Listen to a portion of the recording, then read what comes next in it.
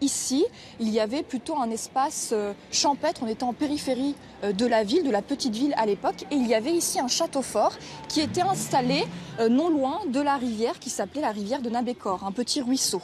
Et ce ruisseau était entouré de saules. Et en fait, ce rupt, saule, c'est en lien avec l'histoire des arbres, les saules, et rupt, en fait, ça veut dire ruisseau. Donc voilà l'idée. Un quartier champêtre transformé en cité-jardin vers 1900. Il en reste 6 édifices remarquables. Des maisons typiques de l'école de Nancy où l'on retrouve de la pierre meulière, des briques vernissées, des vitraux, des ferronneries, des aisseliers en bois rougeâtre.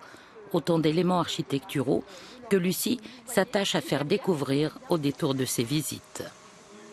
Alors la petite devinette, regardez les ferronneries de la terrasse qu'ils ont repeint d'une couleur bleutée. Est-ce que vous reconnaissez la fleur stylisée ?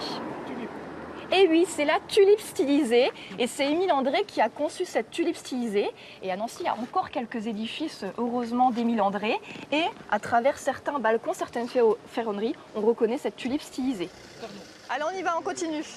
Il y a plein d'édifices qui sont cachés dans différents quartiers à Nancy et qu'on ne pense pas voir ou on sait peu de choses sur eux. Et donc moi, je veux créer ces parcours, ces visites, vraiment des balades commentées où vraiment j'explique ce patrimoine architectural de l'école de Nancy.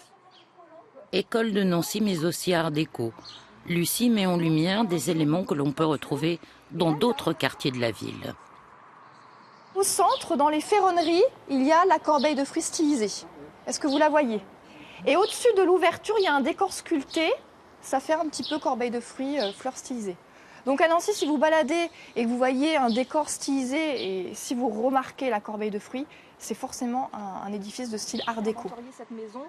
À l'aide d'anecdotes, de photos, d'aquarelles, Lucie remonte le temps, histoire de dévoiler la ville aux touristes, d'aider aussi ceux qui y vivent à regarder leur rue autrement.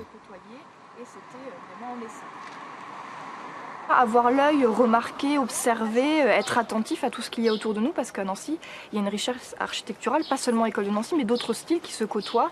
Et c'est vrai qu'avoir des explications, ça permet d'avoir un autre regard. On les regarde différemment aujourd'hui, on se sent différent aujourd'hui grâce aux photos, grâce à l'enthousiasme de Lucie, qui permet vraiment de nous plonger dans cette ambiance-là. Ouais.